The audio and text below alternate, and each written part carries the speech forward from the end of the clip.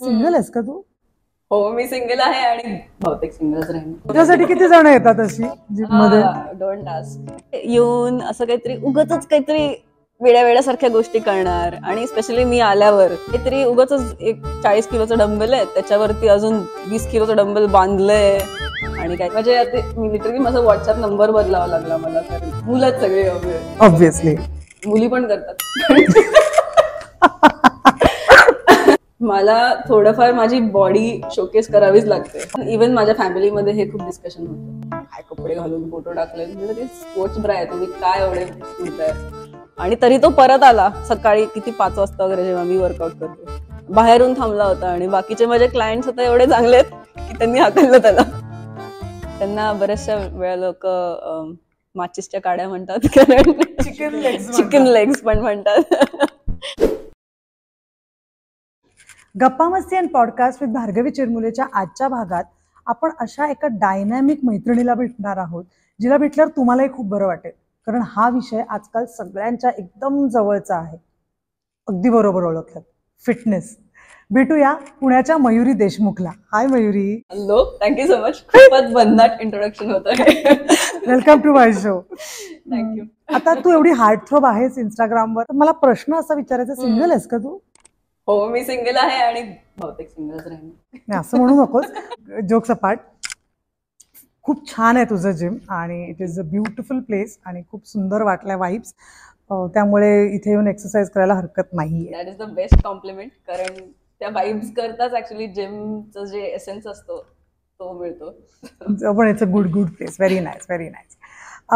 गप्पांच्या सुरुवातीला माझा पहिला प्रश्न असा आहे तुला मयुरी, की आता ना आजकाल सगळीकडे खूप भेळ आणि सरमिसळ झाली आहे सगळ्याच गोष्टींची. मग फिटनेसमध्ये स्ट्रेस लेवल आहे, पोल्युशन्स आहेत, खूप वेगवेगळ्या गोष्टी आपण सतत ऐकत असतो. ह्या सगळ्यामध्ये जिम ट्रेनिंग आणि आपल्या रुटीन लाईफ जे बदलत चाललंय दिवसेंदिवस, ह्या सगळ्यामध्ये जिम ट्रेनिंग किती महत्वाचं आहे, what's the role of gym training? माझ्या मते मेन आता असं लाईफस्टाईल चेंजच्या हिशोबाने आपण बघितलं तर सिडेंटरी आयुष्य झालंय खूप, की ऍक्टिव्हिटीज ऑलमोस्ट क्लोज टू निल आहेत. कारण तुम्ही जर कुठल्याही जनरल हाऊसहोल्ड मध्ये बघितलं, पुणे मुंबई सारख्या शहरांमध्ये आपण बघतोच आहोत की लोक कम्प्युटर समोर तर कामं करतातच आहेत दिवसातले 8 तास 12 तास. त्याच्या व्यतिरिक्त पण त्यांनी लोकांना हायर केले बाकी कामं करायला, किंवा इतर गोष्टी बेसिकली डेलिगेट झालेल्या आहेत. सो अशी फिजिकली कामं करण्याची ऍक्शन जे आहे की मुवमेंट्स, साधं खाली उठणं बसणं पण होत नाही बऱ्याच लोकांचं. सो ते खूप असं क्रॉनिक लेवलला पोचलेलं आहे ऑलरेडी माझ्या मते. आणि त्याच्यामुळे जॉईंट पेन, बॅक पेन, ज्या लोकांना जे त्रास जनरली 70-80 वर्षी होतात ते लोकांना 30शीतच होत आहेत, which is really crazy. So हे सगळं बघता मग असं वाटतं की अरे तुम्ही ऍटलिस्ट एक डेडिकेटेड टाइम थोडा वेळ तरी द्या, की त्या सगळ्या मुवमेंट्स ज्या झाल्या पाहिजेत आयडियली प्रत्येकाच्या लाईफस्टाईलमध्ये त्या तुम्ही मुद्दामून करतायत. आणि प्लस ते तर बेस लेवलला झालं, प्लस मग ऍडिशनली तुम्ही रेझिस्टन्स वापरताय, वेगळ्या ऍक्टिव्हिटीज करताय ज्याच्यातून तुमचा ब्लड फ्लो वाढतोय, तुमचे जे हॉर्मोन्स असतात फील गुड हॉर्मोन्स ते वाढतायत. कारण ते जोपर्यंत होणार नाही तोपर्यंत इवन मेंटल हेल्थ जी आहे ती पण चांगली राहणार नाही, ती पण अफेक्ट व्हायला लागेल. आणि हे सगळं असं पाईल अप व्हायला लागतं. आणि मग आता जिममध्ये घेणारे असे खूप लोक आहेत ज्यांना हा त्रास असतो, म्हणजे त्यांचा फिटनेस हा दुसरा त्रास आहे आणि त्यांचं स्ट्रेस मॅनेज करणं हा ते पझल मला बेसिकली सॉल्व्ह करायला लागतं. सो ते आहे, म्हणजे हे दोन्ही गोष्टी कॉम्बिनेशन मध्ये होत राहतात. Can you put a light on it, म्हणजे कसं, म्हणजे how you solve the puzzle, जे तू पझल म्हणाली? It is literally a puzzle, कारण प्रत्येकाचे इश्यूज एवढे वेगळे असतात ना, की कोणाची कामाच्या स्ट्रेसमुळे झोपच होत नाही. आता झोप नाही झाली तर त्यांचं डाएट नीट राहत नाही, मग कामातच लक्ष राहत नाही, मग वर्कआउट नंतर पण त्यांचा फटीग जो आहे तो पटकन रिकवर होत नाही. सो हे एक झालं. किंवा दुसरे कोणी असते त्यांचं वर्क रुटीन असं फिक्स्ड असतं की एवढे तासच काम आहे, पण त्याच्या व्यतिरिक्त घरामधून त्यांना काहीतरी वेगळे इश्यूज सुरू असतात की ज्याच्यामुळे त्यांचं वर्कआउट होत नाही, किंवा त्यांना तेवढं त्यांचं स्वतःच्या न्यूट्रिशनकडे लक्ष देत नाही. खूप साऱ्या बायकांचा हा मेजर इश्यू आहे की माझं काम तर मी करतेय पण त्याच्याबरोबर मला फॅमिली पण मॅनेज करायचं आहे. म्हणजे अशा बऱ्याचशा लेडीज येतात खूप एन्थुझियाझम की आता मी 40शी उलटून गेली आहे आणि ह्याच्या पुढे मला स्वतःवर काम करायचंय. पण मग त्यांचे कंप्लेंट असतात की माझा नवरा हे करतोय, मुलांना हे पाहिजे, सासूबाईंना ते करायचंय, म्हणून उशीर झाला, जमलं नाही, असं करत करत ते मिस करत जातात सेशनवर सेशन, आणि मग शेवटी ते गायब होतात. आणि मग परत त्या सायकलमध्ये अडकल्यावर 2 वर्षांनी एकदम भेटतात की अगं मला करायचं होतं, पण आता बघू, परत ट्राय करू, असं करत करत ते सर्कलमध्येच अडकून राहतात असं वाटतं. सो काहीतरी तर केलं पाहिजे त्याच्याबद्दल. आणि जिम मध्ये अजून एकासाठी येतात ते म्हणजे डेटिंगसाठी कोणी हो. छान मुलगी. आता तुझ्याकडे तर माझ्या खूप येत असतील. माहितीतच खूप लोक आहेत ज्यांचं जिम मध्ये जुळलंय. बघ तुझंही जुळेल, बघ बघ तू. मग तुझ्यासाठी किती जण येतात अशी जिम मध्ये? Don't ask. भेटायला पण लोक येतात. आणि मला का भेटायला येतात, काहीतरी करा आता, आलाच तर आत या, थोडं एक्सरसाइज करा. मग how do you deal that with me सगळ्यांची प्रोफेशनली डील करते, कारण त्याच्याशिवाय मी काम करून शिकणार नाही इथे. आणि म्हणजे आता मी लिटरली माझा व्हॉट्सअप नंबर बदलावा लागला मला, कारण काही मेसेजेस करत होते मुलंच सगळे, ऑब्व्हियसली मुली पण करतात. ओके. पण दॅट इज देअर की बहुतेक. आणि एक खूप गंमत मला ही वाटते की मला थोडंफार माझी बॉडी शोकेस करावीच लागते, ऑब्व्हियसली, अदरवाईज लोकांना कळणारच नाही की ही ह्याच्यातनं मिळतंय काय, दिसतंय काय, वाटतंय काय. So that is from my professional point of view. पण ते लोक तसं बघत नाहीत, आणि म्हणून इव्हन माझ्या फॅमिलीमध्ये हे खूप डिस्कशन होतं, तू काय कपडे घालून फोटो टाकले, म्हणजे ते स्पोर्ट्स ब्रा आहे, तुम्ही काय एवढे उडताय.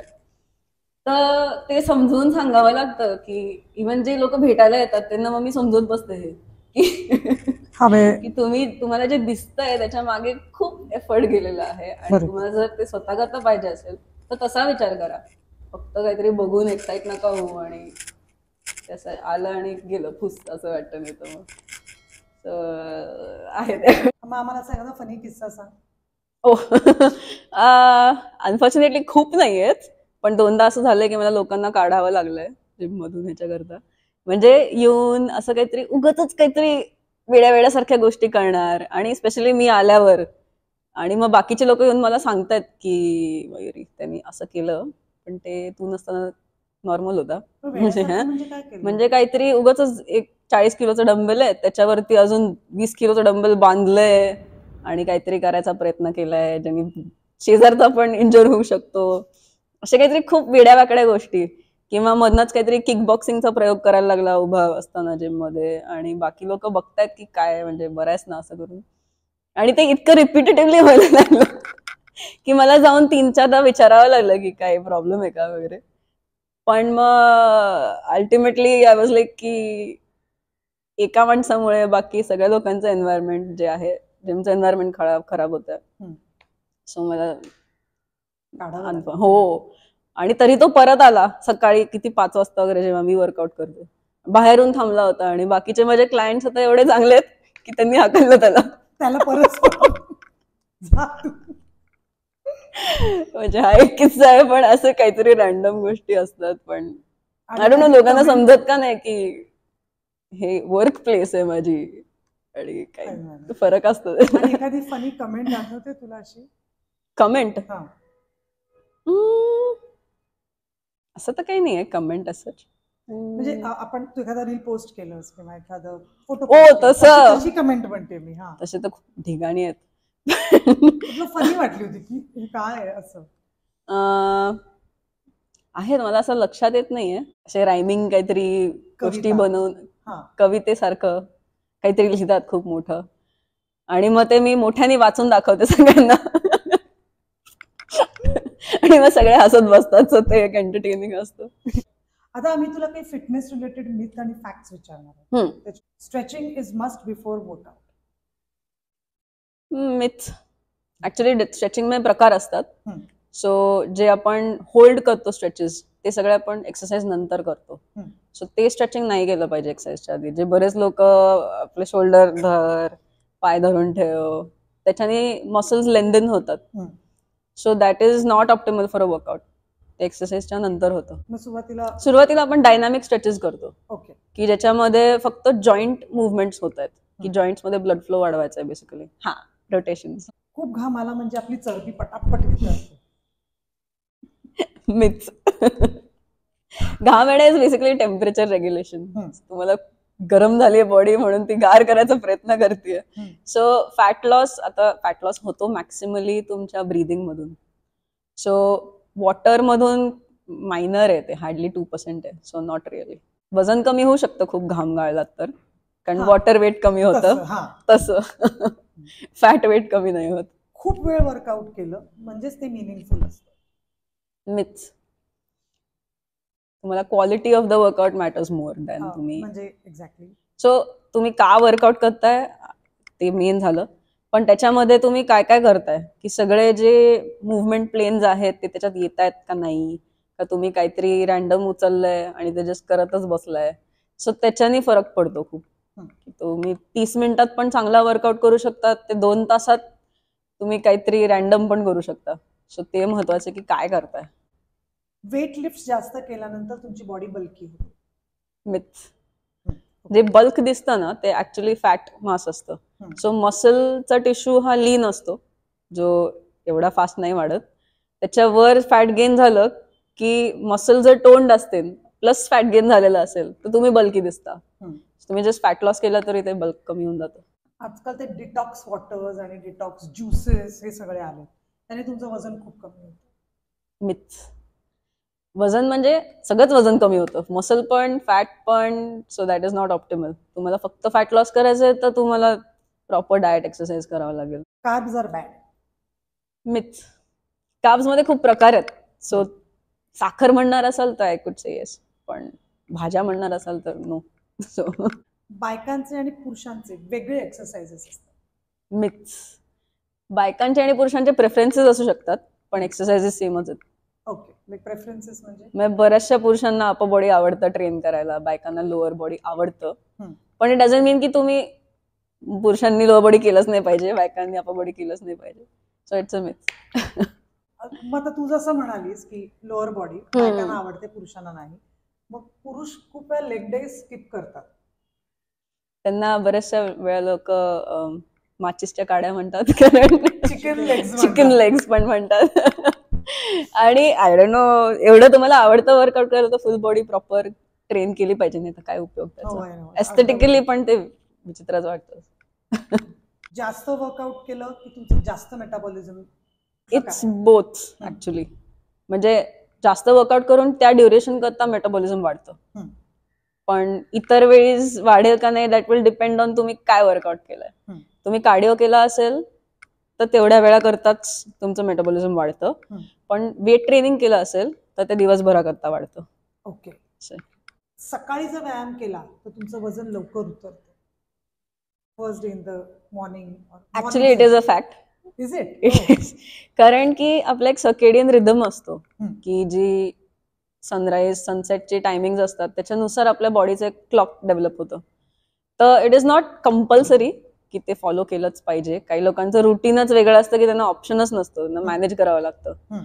पण जर तुम्हाला पॉसिबल असेल तर सकाळी वर्कआउट करणं इज मोर आयडियल, कारण तेव्हा तुमचे जे वेकिंग अप हॉर्मोन्स असतात, की जे हॉर्मोन्स तुम्हाला झोपेतून उठवतात बेसिकली, ते वाढलेले असतात. आणि ते असे हॉर्मोन्स आहेत जे तुम्हाला वर्कआउट करता पण मदत करतात.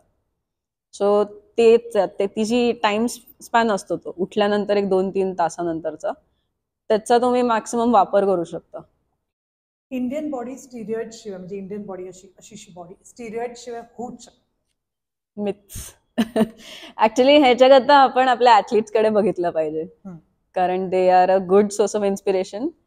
इवन दो या सगळ्या गोष्टी आहेत ज्या आपण ॲज अ प्रॉब्लेम बघतो इंडियन कल्चरमध्ये, डाएटमध्ये, तरी पण त्यांनी चांगलं फिजिक डेव्हलप केलंय, चांगलं परफॉर्मन्स दिलाय. So that is a good example की दिस इज अ मिथ. बिअर प्यायची, जिमला यायचं, एकदम मस्त बॉडी होते तुमची, हे खरंय? मिथ. ते तुम्ही ऍक्च्युली ऐकलं पण नाही एवढं, कारण beer is basically very high in sugar. तर कदाचित कोणाला वेट गेन करायच्या हिशोबाने पण ते काहीतरी लॉजिक लावलं असेल त्यांनी, पण असं काही नाहीये. उलट that is alcohol, that is not going to help you in anything. Body करता that is non nutrient. Okay. काही तसा सिग्निफिकन्स नाही. हो, तेवढंच होतं. हातपाय बारीक आणि पोट मोठं. आता काही प्रश्न असे आहेत ज्याच्याबद्दल तू आम्हाला थोडक्यात उत्तर दिलंस तर आम्हाला आवडेल. पहिला प्रश्न, bullet coffee. Bullet proof coffee जी कीटो करता वापरतात, घी वाली कॉफी. सो त्याचा ऍक्च्युली रोल आहे, जर तुम्ही हाय फॅट डाएट करत असाल की तुमच्या डाएटमध्ये प्रोटीन कमी आहे, कार्बोहायड्रेट्स नाहीच आहेत, जे काय थोडेफार 3-4 ग्रॅम येतात तेवढेच आहेत, ते पण काय तर तुम्ही काहीतरी कांदा चिरून थोडासा खाल्लाय तर तेवढे कार्ब्स, आणि बाकी मेनली फॅट्स आहेत. So that is a ketogenic diet. आणि त्याच्यामध्ये फॅट्सचं प्रमाण वाढवण्याकरता, कारण नुसतं फॅट्स खाणं अवघड आहे, नुसतं तूप खाणं वगैरे अवघड आहे, तर मग हे अशा गोष्टी करतात लोक की घी तुमच्या कॉफीमध्ये ब्लेंड केलंय, सो मग ते ठेवलं जातं जास्त नीट, आणि मग त्यांनी एनर्जी तुमची सस्टेन राहते दिवसभरात. सो त्या context it is a good thing की कोणी डायबेटिक आहे किंवा टाईप 1 डायबेटिक आहे की त्यांना दुसरा ऑप्शनच नाहीये, सो ना कार्ब्स कमीच ठेवायचे, किंवा कुठले ऑटो इम्युन डिझिजेस आहेत त्यांना कार्ब्स खाल्ले तर त्याच्यामुळे ते ट्रिगर होत आहेत, तर मग अशा लोकांकरता हे चांगले ऑप्शन्स आहेत. पण डे टू डे बेसिसवरती असे मला माहितीत खूप कमी लोक आहेत ज्यांना घी कॉफी आवडते ऍक्च्युली बुलेट प्रूफ. ते फॅट लॉस करता त्या डाएट मध्ये as a part of it करतात. But the diet has to be the other way. Exactly. Just having the coffee is not going to do anything for you. It will just add to more calories. कारण ते खूप calorie dense आहे ती coffee. म्हणजे general coffee तुमची जर 50-60 कॅलरीजची असेल थोडंसं दूधवाली, तर ही कॉफी तुम्हाला ऍटलीस्ट 200-300 कॅलरीज देणार आहे. So it is as good as a meal, small meal असं आहे. Ice bath. Ice bath, I love them. हो, ऍक्च्युली त्याचा असं काही सिग्निफिकन्स नाहीये इन टर्म्स ऑफ रिकव्हरी, कारण त्यांनी रिकव्हरी स्लो डाऊन होते. लोकांना वाटतं की रिकव्हरी फास्ट होईल, पण त्यांनी इन्फ्लमेशन कमी होतं. सो ऍक्च्युली मसल ग्रोथ करता इन्फ्लमेशन इम्पॉर्टंट असतं, तुमची बॉडी तेव्हाच पटापट रिकव्हर होऊ शकेल जेव्हा ब्लड फ्लो जास्त आहे.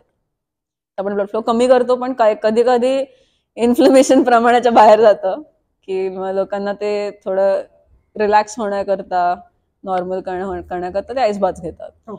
बरेचसे लोक थोडंसं मेंटल बेनिफिट्स करता घेतात, की तो जो एक इनिशियल गॅस्प असतो असं, त्यांनी जो एक झटका बसतो आणि एक झोप उघडते. आता इव्हन मी गार पाण्याने अंघोळ करते 12 महिने. सकाळी उठून 4 वाजता मी फुल गार पाण्यात, एक्झॅक्टली विंटरमध्ये तेच वाटतं, पण त्यांनी फरक तर पडतो mentally, it helps. Crash diets वेगवेगळे, हो, खूप वेगळे त्याच्यात. अवॉइड करताय तसं जस्ट अवॉइड इट, अनलेस तुमचं वेट 170-180 किलो आहे आणि तुम्हाला ते 90ला आणायचं आहे, तर वेगळी गोष्ट आहे. पण तुम्ही 90ला आहात आणि तुम्हाला 70 पर्यंत आणायचं, you don't have to do crash diets.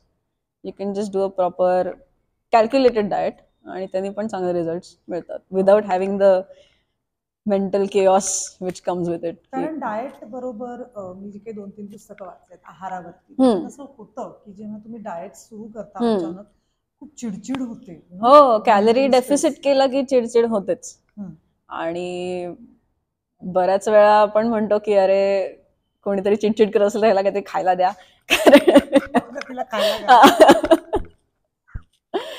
तर ह्या गोष्टी होतात, आणि म्हणूनच ते हळूहळू डेफिसिट मध्ये न्यावं लागतं. तुम्ही एकदम खप करून 500-600 कॅलरीज ड्रॉप करून टाकले तर तुमची बॉडी तेवढं ऍडजस्ट नाही करू शकणार, म्हणून त्रास होतो. 1 जानेवारीला खूप लोक जिम मध्ये येतात आणि 10 जानेवारी हो, अनफॉर्च्युनेटली ते अजूनही होतच, पुढच्या वर्षी पण होईलच, दरवर्षी बहुतेक होत राहील. असं घडतं, हे खरं आहे. हे खरं आहे, कारण तेव्हा असं वाटतं लोकांना की आता ह्या वर्षी, मागचे काही वर्ष गेले पण मागचं मागे पुढचं पुढे बघू असं करून येणारे असतात. ते एका लेवलला चांगलं आहे की मोटिवेशन असतं, पण तुम्ही ते किती वेळ कराल त्यांनी सगळा मेन तुमचं चेंज होणार आहे, काही होणार आहे का नाही त्यातनं ते तेव्हा कळेल. मी एक डाएट सुरू करते, मग घरच्यांना थोडा त्रास होतो माझ्या फूडसाठी, घरच्यांना एफर्ट्स घ्यावे. बरोबर, आय डोंट कुक. बरोबर. मग अशा वेळेला घरनं सपोर्ट मिळत नाही, तू अशा म्हणजे तुझ्या अशा क्लायंट्सना किंवा अशा फॅमिलीजना काय सांगशील? तर एकतर पहिली गोष्ट अशी की सुरुवातीला जो असा रेझिस्टन्स मिळतो तो तेव्हा कमी होईल जेव्हा तुमच्यात काहीतरी पॉझिटिव्ह रिझल्ट दिसतील. मग कधी कधी असं होतं, प्रत्येक वेळेस नाही, की त्यांना पण इच्छा व्हायला लागते त्यांचं डाएट बदलायची, की मग सगळेच मग हळूहळू तुमच्या बरोबर चेंज करायला सुरू होतात. पण कधी कधी असं नाही होत, की मग तुम्हालाच तुमचं खाणं बनवून ते सगळं करावं लागतं. मी तर आय थिंक 16व्या-17व्या वर्षी स्वतः बनवायला लागले. ते आतापर्यंत स्वतःच बनवते. कारण बाकीच्यांचं कसं आहे, ते कधी हेल्दी खाणार, कधी नाही खाणार, कधी काहीतरी हुक्की येते खायची. तर असं मग ते सारखं सारखं चेंज होत राहिलं की मग रुटीन खराब होतं त्याच्यामुळे. आणि मग तुम्हाला पण समजत नाही की कशामुळे मला रिझल्ट मिळतात, कशामुळे नाही मिळत आहेत. सो मग स्वतःहून बनवणं इज द बेस्ट ऑप्शन. काही लोकांना ते किचकट वाटतं, पण मग तुम्ही मदत घ्या ना, की आता आमच्याकडे जर बाई येते कामाला कुकिंगला, तर मी त्यांना सांगून ठेवेन की फक्त मला या भाज्या कापून ठेवून द्या, बाकीचं मी करते. मग थोडंसं काहीतरी तुम्हाला मदत होते जर गरज असेल तर. पण अदरवाईज म्हणजे हे ऑप्शन्स आहेत जे लोक एक्सप्लोर करत नाहीत. आय थिंक की सगळ्यांकरता मला तेच खावं लागेल, असं काही करावं लागेल असं काही नसतं. सो तुम्ही तुमचं करूच शकता. आपल्याकडे पूर्वी व्यायामशाळा होत्या ज्या बहुतेक पुरुष जास्त तिथे जिमला जायचे, व्यायामाला जायचे. मग एक वेगळं कल्चर आलं, ते म्हणजे योगिक प्रॅक्टिसेस, योग शैली म्हणून, आणि त्याला तर जगभरात सुद्धा मान्यता मिळालेली आहे. खूप सेलिब्रिटीज आपल्याला, आणि एखादी गोष्ट जेव्हा व्हाया फॉरेन येते तेव्हा ती परत खूप फेमस होते. सो योग परत फेमस झालं. तुझं याविषयीचं मत, म्हणजे मला असं म्हणायचं की योग बरं का जिम बरं, तुला काय वाटतं? तर आता ऍक्च्युली एक गंमत सांगते. मी जिम मध्ये वर्कआउट सुरू करायच्या आधी योगनीच सुरू केलं होतं. ओके. आणि तिथे योगा प्रॅक्टिस करताना मला एक गोष्ट सारखी अशी लक्षात येत होती, इव्हन माझे ते टीचर्स मला सांगत होते की तुझे मुवमेंट्स खूप छान आहेत, कारण मी आधी स्पोर्ट्स मध्ये पण राहिलेली आहे, फ्लेक्सिबिलिटी आहे, पण स्ट्रेंथ वरती काम करायची गरज आहे. तर मग मला वाटत होतं की ते करून करूनच होईल. पण एका पॉइंटला मी नुसती बर्नआउट होत होते, की मला ते पोझिशन्स होल्ड करून ठेवायला खूप त्रास होत होता. कारण योगा जेवढं आपल्याला वाटतं तेवढं सोपं नाही. जसं तुम्ही ऍडव्हान्स होता तसं ते अवघड होत जातं. बरोबर. एनिथिंग. तर तेव्हा मी जेव्हा स्ट्रेंथ ट्रेनिंग ऍक्च्युली सुरू केलं आणि थोडंसं मसल्स वरती काम करायला सुरुवात केली, तेव्हा मला ते पोस्चर्स होल्ड करायला जास्त चांगल्या पद्धतीत जमायला लागलं.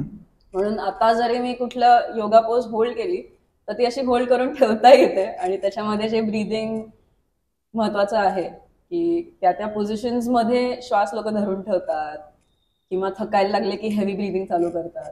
सो ते होत नाही. कंटिन्युअस ब्रीदिंग करून तुम्हाला त्या त्या पोझिशन्स होल्ड करून ठेवता येतात. सो ती मसल कपॅसिटी वाढवायला तुम्हाला स्ट्रेंथ ट्रेनिंग महत्वाचं आहे. सो दोन्ही गोष्टींचे आपले आपले फायदे आहेत. एक चांगलं आहे, वाईट असं काही नाही, पण दोन्ही एकमेकांवर अवलंबून नक्कीच आहेत. That is important.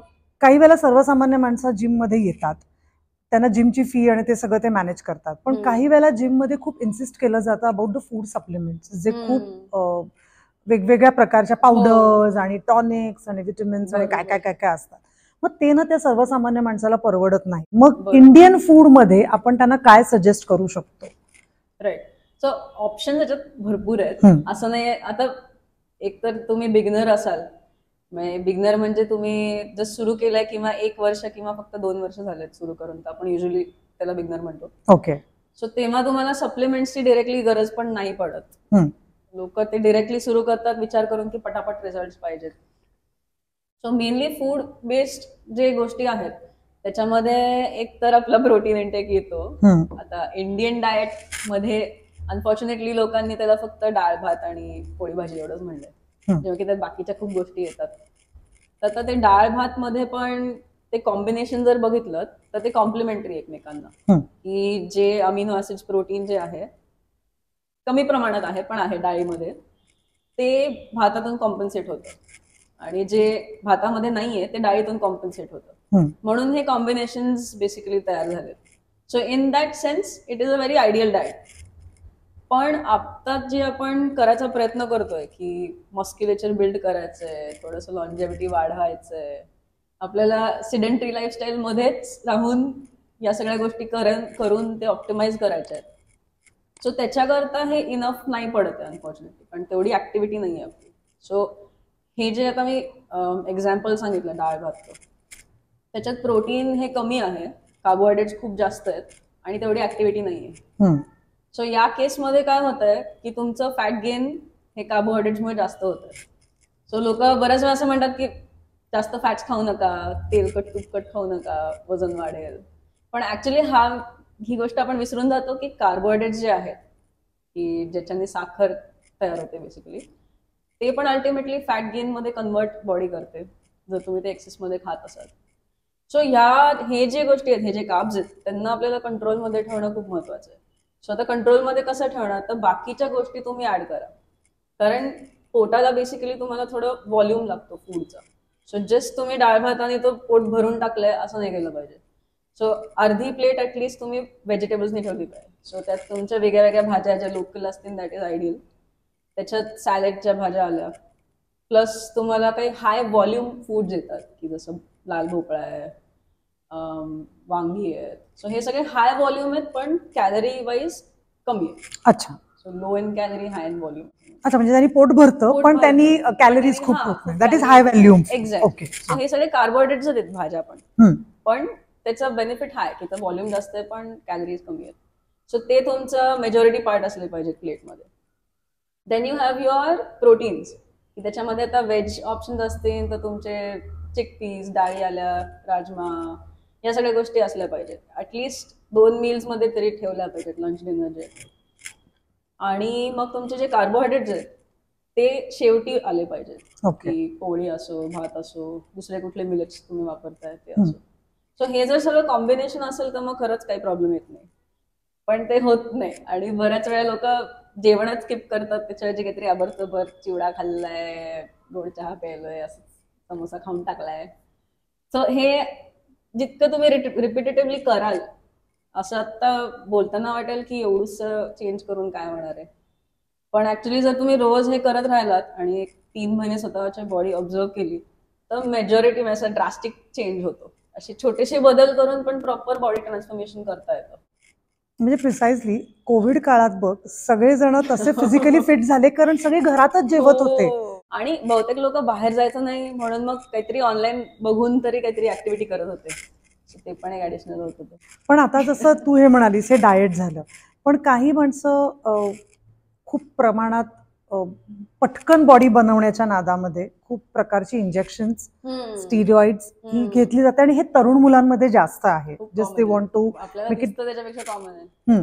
सो त्याच्याबद्दल तुझं काय मत आहे? कितपत obviously it is harmful, but what do you feel as a gym trainer? So एक आपण जर सायंटिफिक पर्स्पेक्टिव्ह बघितलं तर लोक जे स्टेरॉइड्स वापरतात त्यांचा मेन गोल काय की त्यांचे मसल्स वाढले पाहिजे, ताकद वाढली पाहिजे, ह्या गोष्टी. एस्थेटिक्स कडे जास्त लक्ष असतं. पण तुम्ही जर कुठलं हॉर्मोन एक्सटर्नली घेतलंय तर ते फक्त तुमच्या मसल्सवर काम नाही करणार आहे. हे का लोक विचार करत नाही एवढं माहित नाही का, वाचतच नाही ते. तुमचे ऑर्गन्स पण ग्रो होतात. अच्छा. सो आता फॉर एक्झाम्पल तुम्ही कुठले स्टेरॉइड्स वापरताय त्यांनी तुमच्या मसल्स बरोबर हार्टचा पण साईज वाढलाय तर तुम्हाला असं वाटेल हो जास्त पंप करेल हार्ट ब्लड. तसं नाहीये. हार्टची कॅव्हिटी मध्ये ते आहे तेवढीच जागा. एक्झॅक्टली. त्याला एक्सपांड आणि कॉन्ट्रॅक्ट व्हायला जागाच मिळत नाही. आणि मग त्याच्यामुळे जे बॉडी बिल्डर्स जास्ती करून आपण बघतो ते हार्ट फेलियरमुळे जास्ती करून जातात. अच्छा. वयाच्या 50शीतच खूप साऱ्या लोकांना ते इश्यूज येतात. कारण की जे फंक्शनिंग आहे त्या ऑर्गन्सचं त्याच्यापेक्षा त्याला खूप जास्त ओव्हरलोड होतो बेसिकली. तरी पण जर तुम्ही करणार असाल ते तर मग माहित नाही काय. पण मग if you take so much of steroids आणि काय इंजेक्शन्स असतील मग त्यांना तेवढ्या एक्सरसाइजची पण गरज असेल. ऑब्व्हियसली. आता जे लोक घेतात अशा गोष्टी ते नुसतंच स्टिरॉइड्स घेऊन तर त्यांचं काही डायरेक्टली मसल ग्रोथ नसते. लाईक कुठलीही गोष्ट, even food, not just steroids, की जरी तुम्हाला वाटलं की मी उद्या सप्लिमेंट्स चालू करतो तर माझी बॉडी चांगली दिसेल, तसं नाही होणार आहे. तुम्हाला जे जिम मध्ये एफर्ट टाकावं लागेल त्याच्या बिना त्याचा काही उपयोगच नाहीये. तुम्हाला काहीच फरक दिसणार नाही बॉडीमध्ये बेसिकली जर तुम्ही तेवढा एफर्ट दिला नाही. आणि मग हे जे पोझिंग वगैरे करणारी जे फिटनेस बॉडी बिल्डर्सच्या स्पर्धा असतात त्याच्यात आता बायकांच्याही स्पर्धा असतात. सो त्यामध्ये खूप जास्त प्रमाणात हे लोक ते घेतात स्टिरॉइड्स वगैरे का त्यांचा तो तेवढा एक ग्राफही तेवढे वर्षाचा असतो? बॉडी बिल्डिंग मध्ये 2 आजकाल हे आहेत. एक नॅचरल बॉडी बिल्डर्सचं असतं आणि एक जे ऍक्च्युली स्टेरॉइड वापरून करतात. हो. सो जे नॅचरल बॉडी बिल्डर्स आहेत त्याचं जे बेसिकली स्क्रीनिंग असतं की ते वापरतायत नाही वापरत आहेत ते खूप स्ट्रिक्ट असलं पाहिजे. ते आपल्याकडे काही करतात काय डाऊट. सो ते म्हणूनच थोडस किचकट आहे की त्याच्यात जर तुम्हाला पडायचंय तर नॅचरली करणारे लोक आहेत, फक्त त्यांना खूप ते वेळ देतात त्या गोष्टी करता. This happens over a span of decades, at least 10-15 वर्षाचा तुमचा एक्सपिरियन्स असतो त्याच्यात. तेव्हा तुमची बॉडी एका स्पेसिफिक लुक जो आपण म्हणतो की फॅट लॉस पण एका ठराविक अमाऊंट पर्यंत झालाय, प्लस तुमचे मसल्स तेवढे विजिबल आहेत, कारण तेवढा वेळ तो बिल्ड करायला लागतो आणि तेवढे कन्सिस्टन्सी लागते. सो ते बऱ्याच वेळ पेशन्स नसतं लोकांना तेवढा, म्हणून मग ते स्टेरॉइड्सच्या मागे लागतात. पण आता ह्यातनंच एक सब क्वेश्चन असा आहे की बरेच वेळेला ना हा ट्रेंड आपल्याला थोडासा फिल्मी लोकांमध्ये जास्त दिसतो. रोल आला वजन वाढवा, रोल आला वजन कमी करा, की आपल्याकडे व्हिडिओज पण खूप correct. I think so Aamir Khan dead with for दंगल, त्यांनी वजन वाढवलं मग कमी केलं. किंवा काही मराठी ऍक्टर्स पण आहेत, अतुल कुलकर्णींनी पण नटरंगच्या वेळेला first half he was quite heavy and second half he was lean. अर्थात त्यांनी ते ट्रेनिंग तसं घेतलं होतं, पण अनफॉर्च्युनेटली लोक हे बघून ते फॉलो करतात. त्यांना तू काय सांगशील? आता कुठलं पण जी प्रोसेस आहे फॅट लॉस किंवा मसल गेन करायची, त्याला तुम्ही जर ठराविक वेळ दिला नाहीत तर त्याचे थोडेसे कॉन्स जास्त असतात, डाऊनसाइड जास्ती होते. की आता तुम्ही कुठला रोल करताय तर तुम्ही अंडर सुपरविजन करताय, मेडिकल सुपरविजन पण आणि फिटनेस सुपरविजन पण. सो त्या कॉम्बिनेशन मध्ये तुम्ही ते सेफली करायचे चान्सेस जास्त आहेत, रादर दॅन की ते करून झाल्यानंतर काहीतरी इश्यूज झालेत बॉडीमध्ये. पण जे लोक स्वतःहून जस्ट काहीतरी वाचून प्रयोगाच्या विचाराने की प्रयोग करून काहीतरी करतात, ते हार्मफुल होतं, कारण की मेजॉरिटी वेळेस फॅट लॉसच्या वेळेस जास्ती होतं. पण फॅट लॉस एकदम पटापट करतात कॅलरी डेफिसिटमध्ये जाऊन किंवा खूप एक्सटेंडेड फास्टिंग करून, पण त्यांचं मेटाबॉलिझमची वाट लागते, एकदम स्लो होते बॉडी, परत तेवढी मुवमेंट तेवढी ऍक्टिव्हिटी करण्याकरता त्रास होतो. आणि जेवढ्या फास्ट त्यांनी वेट ड्रॉप केलेलं असतं तेवढं परत गेन होतं, त्याच्यापेक्षा जास्त वाढतं. आणि मग त्यांनी जो मेंटली जे अफेक्ट होतं ते खूप जास्त सफरिंग वाईज आणि हे सगळ्या गोष्टी ऍडअप होतात त्याला. सो तसं नाही केलं पाहिजे. The best way to go about any goal, whether it is fat loss किंवा gaining, is to give it the time. आणि एक प्रॉपर प्रोग्राम घेऊन तुम्ही केलं तर तुम्हाला 3 महिने 6 महिन्यात पण चांगले रिझल्ट मिळू शकतात. पण तुला अख्खा एक दिवस दिला, you start with your breakfast till your dinner, सगळं चीट करायचंय, जे तुला आवडतं ते सगळं खायचंय, सगळं चीट करायचंय, डाएट विसरू ना. खूप मोठी गंमत आहे की लोकांना असं वाटतं की जर तुम्ही डाएट एक्सरसाइज फॉलो करताय तर तुम्ही चीट नाही करू शकत. ह्याचं exact opposite is true. Okay. की जर तुम्ही ऍक्च्युली डेली बेसिसवर डाएट करताय, रेग्युलरली एक्सरसाइज करताय, तर तुम्ही जे पाहिजे ते खाऊ शकता. आता कसं झालं, म्हणजे आधी जर तुम्ही मला 2 वर्षापूर्वी विचारलं असतं तर मी काही वाटेल त्या गोष्टी सांगितल्या असत्या, पण आता अशी एवढी इच्छा नाही होत. नाही, पण 2 वर्षापूर्वीची तू आहेस. चल गो बॅक फॉर 2 years. आधी it would have been anything sweet. सकाळी मी इतकी खतरनाक होते की मला असं काहीतरी गुलाबजाम वगैरे दिले तर मी अशी 2 खाण्यातली नव्हते, मी अशी 12-15 खाऊ शकायचे. गुलाबजाम थांबायचेच नाही गोड असेल समोर की भयानक होते त्याच्या. पॅनकेक्स वगैरे काहीतरी lunch. Lunch would be again may be something like hot dogs, burgers. So एक कोणाला आवडत नाही अशा गोष्टी. And dinner probably fried rice वगैरे असं काहीतरी. मग त्यातलं काहीच खात नाहीस? कधीतरी खाते. ओके. पण एवढं असं आवडीने पण नाही खात मी आजकाल त्या गोष्टी. संभव मला कोणी म्हणलं की आता मस्त मटण भाकरी खाऊ तर मी अशी एकदम एक्साइट होईल, जेव्हा की आधी मला असं मटण भाकरी काय असं होतं, पण आता तुला आवडतं. आता मला ते आवडतं. मग आताचा तुझा डे कसा असतो, युअर फूड पॅटर्न? सो असं एकदम फिक्स्ड फूड्स नाही आहेत की हेच हेच हेच खायचंय, असं डाएट नाही फॉलो करत मी. पण काही गोष्टी आहेत की काही इन्ग्रेडियंट्स आहेत, फूड ग्रुप्स ज्या मी दिवसभरात ठेवतेच. जसं एग झाले, चिकन आलं, पंपकिन आलं, स्वीट पोटॅटो असतो, किंवा विंटरमध्ये आपल्याकडे इंद्रायणी भात मस्त बनतो तेव्हा तो असतो. अदरवाईज मी भात नाही खात, कंजेस्ट आवडत नाही म्हणून. ओके. आणि भाज्या तर असतातच. So that is the staple. असे इन्ग्रेडियंट वाईज मी आजकाल फूड कडे. आणि जर खूप गोड खायची इच्छा झाली तर कधीतरी हॉट चॉकलेट. ओके एस्पेशली पिरियड्सच्या आसपास. Okay fine, sweet craving. पण आता जसं तू हे भात तुला आवडत नाही म्हणालीस, तसं ना प्रत्येक काही काही वर्षांनंतर ना काही काही फूड ट्रेंड्स आपल्याला बदलताना दिसतात. म्हणजे सुरुवातीला भात नाही खायचा, भात सोडा भात सोडा भात सोडा, मग अचानक नाही नाही नाही नाही पोळी खायला लागला, मग अचानक आता मग ते ग्लुटेनचं खूप झालं, ग्लुटेन इंटॉलरन्स आला, लॅक्टोज, अचानकच लोकांना कळायला लागलं की आपण लॅक्टो इंटॉलरंट आहोत. मग दूध सोडा, दही सोडा, दुधाचे पदार्थ सोडा. बरोबर. मग आता गेल्या 2 वर्षात मिलेट्स एकदम बरं मिलेट सुरुवातीला विचार केल्यानंतर कळलं हे ज्वारी, नाचणी हे सगळं मिलेट्स आहे. सो तुला या एका ट्रेंड विषयी सतत जे बदलत राहतात, तुझं एक्झॅक्टली मत काय आहे की काय खाल्लं पाहिजे, काय नाही, what exactly generally it should be? Actually या प्रश्नावरून एक लक्षात येतं की रिसेंटली असे ज्या लोकांना फूड ॲलर्जीज डिटेक्ट होत आहेत ते जास्त दिसत आहेत. कारण मला तर दिसून येते, कारण लोक त्याच्याबद्दल सारखं बोलत असतात माझ्याशी. तर त्याचं एक मेजर कारण तुमचं लाईफस्टाईल आहे आणि कशा प्रकारचे कॉम्बिनेशन्स तुम्ही फूड मध्ये ठेवलेत, more than it being one particular food.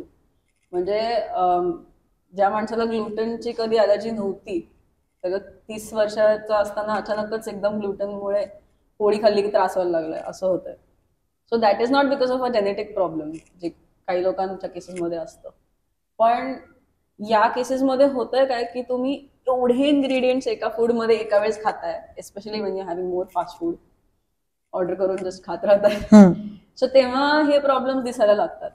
म्हणून जेवढं तुमचं सुटसुटीत डाएट असेल तेवढं तुम्हाला या गोष्टींपेक्षा लांब राहता येईल. फूड ट्रिगर्ड ॲलर्जीज, की साधं इव्हन काही लोकांना अंडी खाल्ली तरी मग फेसवरती सगळं फोड वगैरे यायला लागतात, ह्या गोष्टी दिसतात.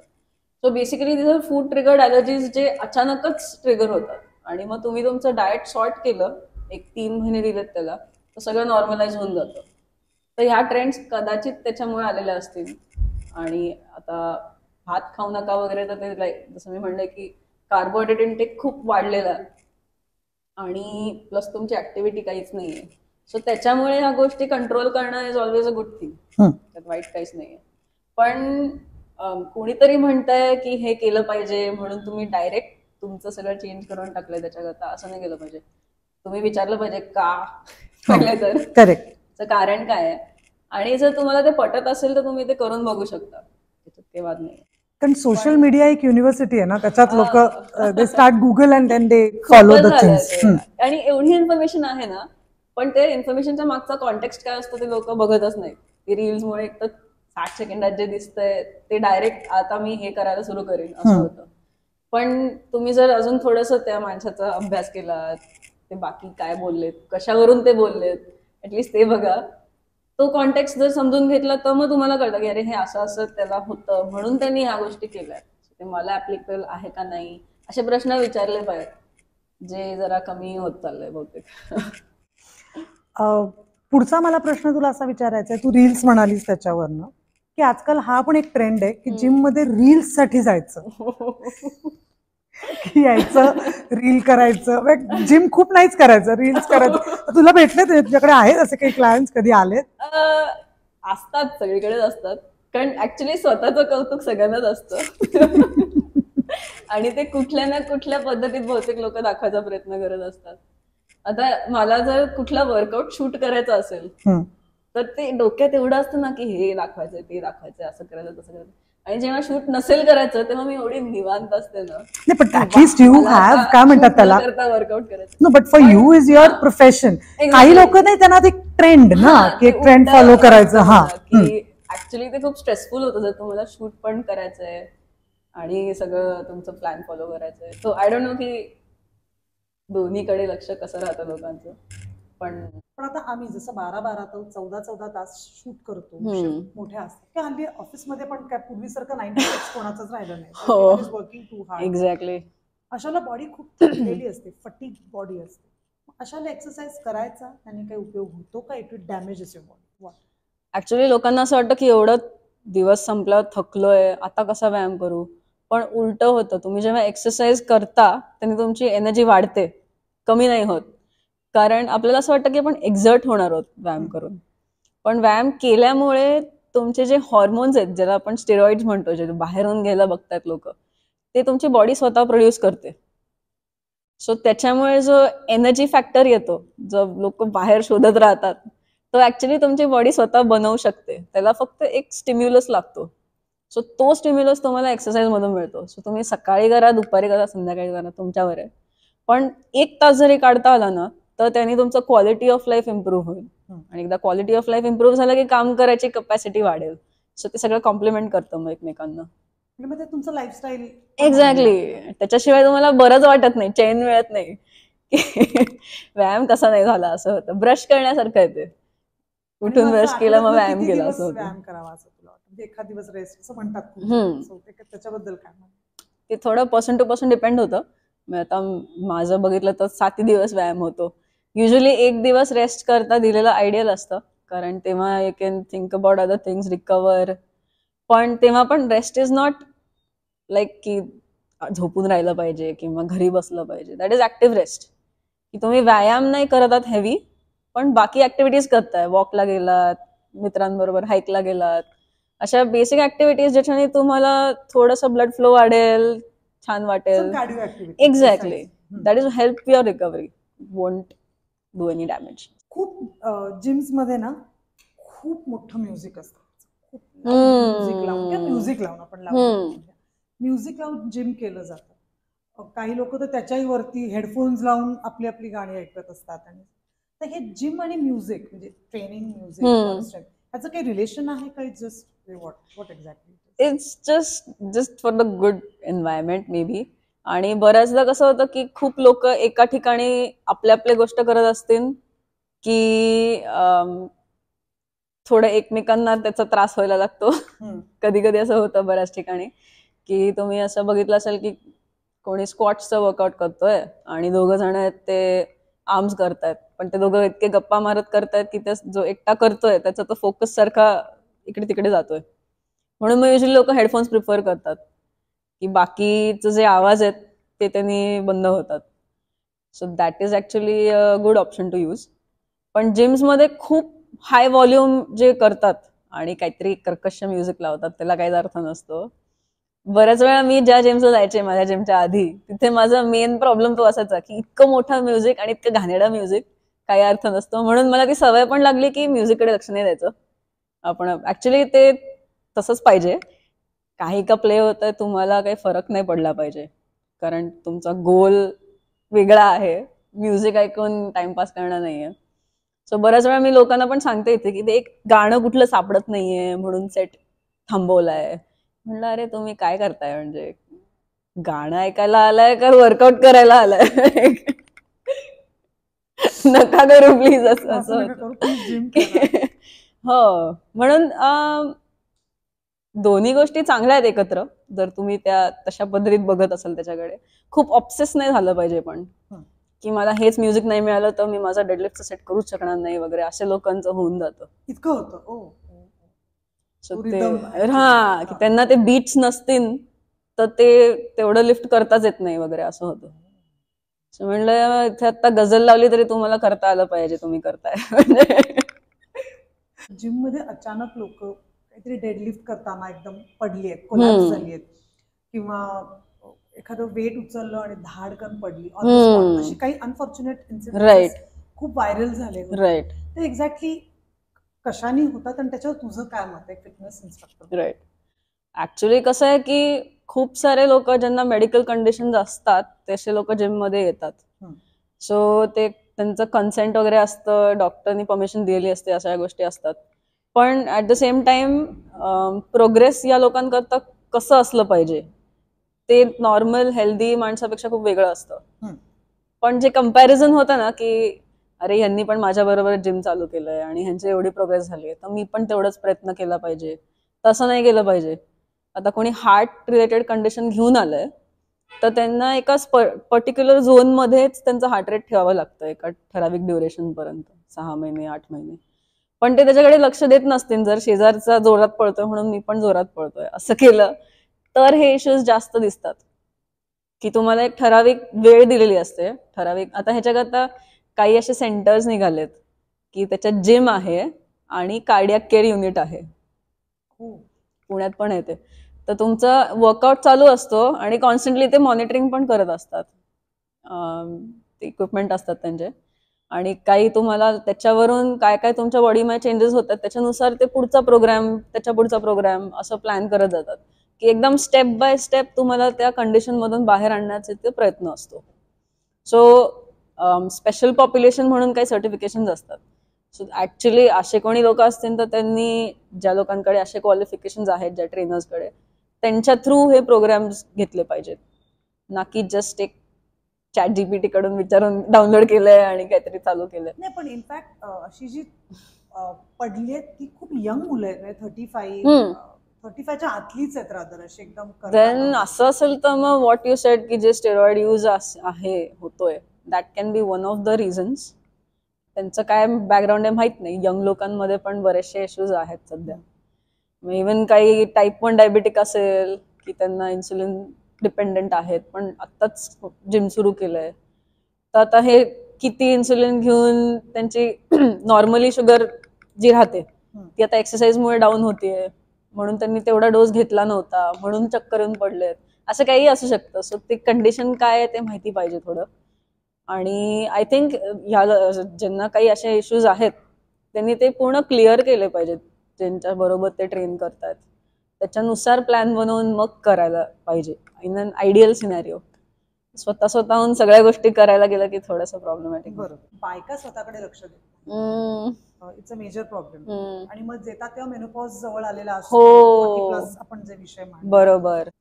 सो आता एक मेजर ड्रॉबॅक जो दिसतो तो आहे बोन डेन्सिटीचा, की तुमचे हाडच वीक झालेली आहेत, आणि that is where what is holding your entire body together.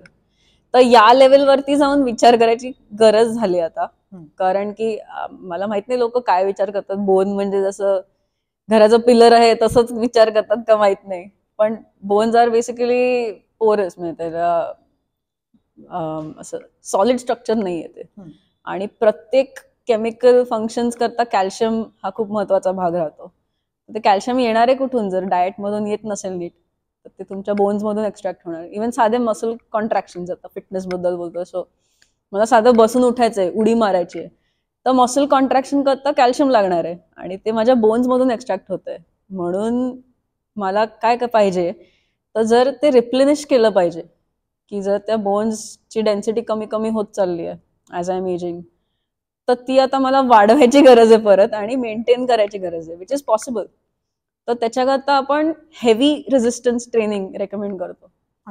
तर आता 45 इयर ओल्ड लेडी आल्या, ऑस्टिओपोरोसिस माइल्ड आहे, तर पहिले 2-3 महिने शिकण्यातच जातात की प्रॉपर टेक्निक काय आहे, कुठले मसल ग्रुप्स, कसे एक्सरसाइजेस त्याचे असले पाहिजेत वगैरे वगैरे. पण त्याच्या पुढे जी स्टेज येते की तुम्ही न्यूट्रिशन आता प्रॉपर सुरू केलंय, आणि मग तुमचं जे वेट ट्रेनिंग आहे ते तुम्हाला हेवी ठेवावं लागतं. लोक घाबरतात, बायका घाबरतात की 2-3 किलोच्या वजनानेच ते व्यायाम करत राहतात. 2-3 किलोनी काहीही फरक पडणार नाहीये तुमच्या बॉडीला. आता ते म्हणतात की अरे घरी तेवढंच आहे, म्हणतात जिममध्ये तुम्हाला प्रोग्रेशन करायला सोपं आहे, 2 वरून 5, 5 वरून 7, 12 तुम्ही असं करत जाऊ शकता. आणि त्याच्यामुळे काय होतं की रेझिस्टन्स वाढत राहतो. जेवढा स्टिम्युलस मिळत राहील तेवढं बॉडीला न्यूट्रिएंट अपटेक वाढवायची गरज जी आहे ती राहील. सो हे जर तुम्ही वयाच्या 10-12 वर्षापासून सुरू केलं, ऍक्च्युली प्री प्युबर्टी, तर that is the best time to start. कारण प्युबर्टीमध्ये जे तुमचा न्यूट्रिएंट अपटेक होणार आहे आणि त्याच्यातून जे तुमची बोन डेन्सिटी वाढणार आहे, मस्क्युलर हेल्थ वाढणार आहे, इव्हन जे लोक स्किन आणि हेअर करता कंप्लेन करत असतात, ते ऍक्च्युली त्या फेजमध्ये ज्या गोष्टी तयार होत आहेत आणि मग त्या मेंटेन जास्त वेळ राहतील जर तेव्हा तुम्ही सुरू केलं. जरी नसेल केलं तरी काही प्रॉब्लेम नाहीये. इव्हन 60 इयर ओल्ड लेडीज आहेत ज्या at that as they are starting, but they are getting very good result just out of consistency. म्हणजे एक गंमत अशी की तुम्ही 60व्या वर्षी सुरू केलं पण 10 वर्ष कन्सिस्टंट राहिलात तर at 70 you will be actually healthier than what you are at 60. So असा विचार नाही करत लोक, 3 महिन्यात काही फरक पडत नाहीये, एवढं करून काही होत नाहीये असं म्हणून सोडून देतात. सो तो मोठा प्रॉब्लेम आहे. इव्हन आता बऱ्याचशा बाहेर बायका आहेत ज्या कामं करतात, त्या मला येऊन म्हणतात की अगं तू एवढं जिम करते ना, मला पाय दुखण्याकरता काहीतरी सोल्युशन सांग. की टाचा दुखतायत, गुडघे दुखतायत. प्रत्येक बाईचा तोच प्रॉब्लेम आहे, टाचा गुडघे. आता एक तर ते खूप वेळ उभं राहून कामं करतायत, दॅट इज वन इश्यू. पण अनदर इज की तुमच्या ओव्हरऑल फिटनेस कडे कधी लक्ष दिलंच नाहीये किंवा कोणी त्याच्याबद्दल बोललंच नाहीये की या गोष्टीकडे करायला पाहिजेत. सो असं काही नाहीये की तुम्हाला खूप उशीर झालाय की 40 उलटून गेली म्हणून आता काही होऊ शकत नाही. That is wrong. आता माझ्याकडे एक क्लायंट येतात, शी इज 75 आणि she started at 75. So it was crazy. आणि त्यांचं फुल असं आध्यात्मिक त्यांचं बोलणं असतं एकदम. पण ते खूप पॉझिटिव्ह पण असतं. म्हणजे मला आश्चर्य वाटतं की त्यांना एवढं एन्थुझियाझम आहे ॲट दॅट एज. कारण सगळे साधारण 20-30s मधली लोक असतात त्यांच्या आजूबाजूला वर्कआउट करणारे. पण त्या बिंदास असतात, म्हणतात की मला उलट एकदम फ्रेश आणि एनर्जाइज वाटतं येऊन. सो असं आहे म्हणजे she does everything. Squats, deadlift, she can do all the cable based exercises. आता त्यांनी हळूहळू चालू केलंय. Started with like supported squats की बॉक्सवरती बसून उठतायत आधी. मग जसं 2-3 महिने झाले तसं त्यांना बॉडी वेट स्क्वॉट जमायला लागले. तर ह्या सगळ्या गोष्टी हळूहळू. पण तेच आहे की त्यांना मी जेव्हा असं सांगितलं की तुम्ही 10 वर्षाचा विचार करा आजी, आता तुम्ही 75 आहात, at 85 the way you are going to age should be very graceful. की तुमचं तुम्हाला स्वतःला कॅरी करायला जमलं पाहिजे. कारण मग ते परत तेच म्हणत होतं की माझा मुलगा इकडे गेलाय, सुने, असं सुरूच असतं. म्हणलं मग तुम्ही स्वतःकडे आता नाही लक्ष देणार तर कधी देणार? सो अशा गोष्टी आहेत. पण करतात लोक, जर तेवढं मोटिवेशन पाहिजे आणि कोणीतरी सांगणारं पाहिजे की तुम्ही हे करा, थोडंसं प्रोत्साहन मिळालं तर ते करतात. पण असं मराठीमध्ये तू ट्रेन केलंयस का? ऍक्च्युली आता रिसेंटली मधुरा देशपांडे, अक्षय देवधर ह्या येऊन गेल्या होत्या. सो त्यांचं पण असं शॉर्ट टाइम असतो, कारण त्यांच्याकडे वेळ एक तर खूप कमी असतो. आणि तुला मराठी सेलिब्रिटीज बघून काय वाटतं? का हिंदी हॉलिवूड असेल, हॉलिवूड त्यामध्ये फिटनेसचं खूप जास्त आहे. हो, त्या मनाने मराठीमध्ये तुझा तेवढं दिसून येत नाही. काय माहिती, मला असं वाटतं की प्रायोरिटी एवढी नाही दिली गेली आहे त्या गोष्टी करता. एक तर आपण खूप फिटनेसला किंवा जिमला असं ऍज अ लक्झरी ट्रीट करतो, वेन इट इज नॉट. त्याला जर तुम्ही as a part of your daily routine जरी बघितलं तरी खूप फरक पडायला लागेल. आणि हे सेलिब्रिटीज मध्ये जेवढं खरं आहे तेवढं ऍथलीट्स मध्ये पण खरं आहे. की आपण असे ठराविक काही लोक बघतो जे एक्सेल करू शकतात, बाकी सगळे कुठेतरी खाली असतात आणि किंवा वेगळ्या सेक्शन मध्ये राहतात. त्यांना तेवढं प्रोग्रेस का करता येत नाही? कारण आपला ओव्हरऑल बेस लेवल थोडा लो आहे असं माझं मत आहे. आणि तो बेस लेवल जसं वाढेल तसं बाकीच्या सगळ्या गोष्टी वाढणार आहेत. तर म्हणून ऍक्च्युली ऍथलीट्सला ट्रेन करण्याबरोबर जनरल पॉप्युलेशनला ट्रेन करणं खूप महत्वाचं आहे. की आता कोणाला जर मॉडेलिंग करायचंय फॉर एक्झाम्पल, तर ती जी मुलगा असतील त्यांच्या फॅमिलीमध्ये किंवा त्यांच्या एन्व्हायरमेंटमध्ये जर अशी लोक असतील जे ऍक्टिव्ह आहेत, फिट आहेत, डाएटकडे लक्ष देतात, तर ते त्यांना खूप सोपं जाईल करायला आणि ते ऍक्सेप्ट पण होईल. जे आपल्याकडे ऍक्सेप्टन्सच नाहीये, ती सुरुवात तिथनच होते. एक तर जिमच्या कपड्यांवरच सुरुवात होते. म्हणलं अरे तुम्ही इथे आहात अजून, कधी आम्ही पोहोचणार? म्हणून तो पण एक मुद्दा आहे की जनरलाइज्ड लेवलवरती जर आपण थोडंसं अजून एलिव्हेट झालो तर जे स्पेसिफिक ज्या गोष्टी लोकांना करायच्यात त्या जास्ती चांगल्या करता येतील. कुठला ऍथलीट तुला इन्स्पायर करतो? एक नाव घ्यायचं झालं तर आय थिंक मीराबाई चानू. आता खूप the way that you just look at how she trains, what she puts in, that is very inspiring. Physique wise तर एक वेगळंच झालं, पण मेंटली जे काय द्यावं लागतं त्या प्रोसेस करता आय थिंक ते कुठल्या तरी वेगळ्या लेवलवरती आहे, बियॉन्ड आवर अंडरस्टँडिंग. आणि एखादा सेलिब्रिटी तुला असं वाटतं की परफेक्ट फिट आहे तुझ्या डेफिनेशन मध्ये, की ही एक फिटनेसच्या अँगलनी ही इज द परफेक्ट तुला वाटतं? ऑब्विसली माझ्या समोर आहेत. तुझं मत मराठी ऍक्टर्स विषयी काय आहे about fitness? About fitness in particular I would say की स्वतःच्या लेवलवर सगळ्यांनी काहीतरी त्याच्यात केलं पाहिजे. की whether it is taking a program online, घरी करा, जिम असेल ऍक्सेस जिम मध्ये करा किंवा स्वतःच्या घरी छोटंसं सेटअप करा. बऱ्याचशा लोकांना ते जास्त सोपं वाटतं की ज्या ज्या लोकेशन्स मध्ये ते असतील तिथे एखादं छोटं सेटअप आहे की छोटा स्क्वॉट ट्रॅक असेल, एक बेंच, एक बारबेल, एखादं डंबलचं सेट, तेवढंच लागतं. लिटरली फिटनेस मेंटेन करायला तुम्हाला तेवढंच लागतं. सो तेवढं जरी तुम्ही ठेवलं तरी तुम्ही स्वतःला मेंटेन इझिली करू शकाल. असं म्हटलं जातं की नॉनव्हेज खायला पाहिजे, चिकन, अंडी खा, हे खा. मग अशा व्हेज लोकांसाठी काय सांग? ऍक्च्युली तुमचं गोल जर असेल की हेल्थ प्रॉपर मेंटेन करायची आहे आणि बेसिक फिटनेस चांगला ठेवायचा आहे तर तुम्हाला असं काही कंपल्सरी नाही की नॉनव्हेज खाल्लंच पाहिजे. तुमचा गोल जर असं एस्थेटिक्स असेल की तुम्हाला एका ठराविक पर्सेंटेज पर्यंत बॉडी फॅट आणायचंय, 10%, 8%, एकदम लो बॉडी फॅट न्यायचंय, तर मग नॉनव्हेजने मदत होते कारण रिझल्ट जास्त लवकर मिळतात. कारण प्युअर प्रोटीन सोर्सेस जे आहेत ते तुम्हाला नॉनव्हेज मधून मिळतात की त्याच्यामध्ये कम्प्लीट अमिनो ऍसिड्स आपण म्हणतो की फर्स्ट क्लास प्रोटीन सोर्सेस असतात, ते सगळे नॉनव्हेज मधून मिळतात. जे व्हेजिटेरियन मध्ये तुम्हाला खूप कॉम्बिनेशन्स करावे लागतात की मला जे फुल जी अमिनो ऍसिड प्रोफाईल पाहिजे ती जर व्हेज फूड मधून पाहिजे असेल तर मला एक 8-10 वेगळ्या भाज्या आणाव्या लागतील त्याच्यामध्ये. तर ते बऱ्याच लोकांकडून मॅनेज होत नाही की मला ग्रीन पीस पण पाहिजे, चिक पीस पण पाहिजेत, परत राईस दाल बरोबर अजून कुठली वेगळी भाजी पाहिजे ज्यांनी ते सगळं मॅक्रोज जे आहेत ते कम्प्लीट होणार आहेत. तर ते केलं जात नाही एवढं किंवा त्याच्याकडे दुर्लक्ष होतं कारण तेवढा वेळ पण नसतो लोकांना विचार करायला. म्हणून मला वाटतं की ते जे आपण आधी डिस्कस केलं की कार्ब इंटेक वाढत जातो त्याच्यामुळे तो प्रोटीन इंटेक कमी राहून जातो. असं काही नाही की इम्पॉसिबल आहे, फक्त त्यात मॅनेजमेंटचं काम जास्त आहे. बरोबर. की कुकिंगचा जो टास्क एक्झॅक्टली तो थोडा एक्सटेंडेड आहे. जे चिकन वगैरे बनायचं असेल तर तुम्हाला एवढा विचार नाही करावा लागत, जस्ट मॅरिनेट करायचं, शिजवून खायचं, संपला विषय. जाता जाता तू माझ्या प्रेक्षकांना किंवा पॉडकास्ट लिस्नर्सना फिटनेस बद्दल थोडक्यात काय सांगशील, अवेअरनेस या point of? I would say की कधी पण तुम्ही कुठलीही फिटनेस बेस्ड ऍक्टिव्हिटी चालू केली तर look at it from the long run. की आता मी रॉक क्लाइम्बिंग करते तर रॉक क्लाइम्बिंग मी 3 दिवसात नाही शिकणार आहे, तसंच वेट ट्रेनिंग मी 3 दिवसात नाही शिकणार आहे. मला मॅरेथॉन पळायचे, मी पळीन, पण मरत मरत करण्यात काहीच पॉइंट नाहीये.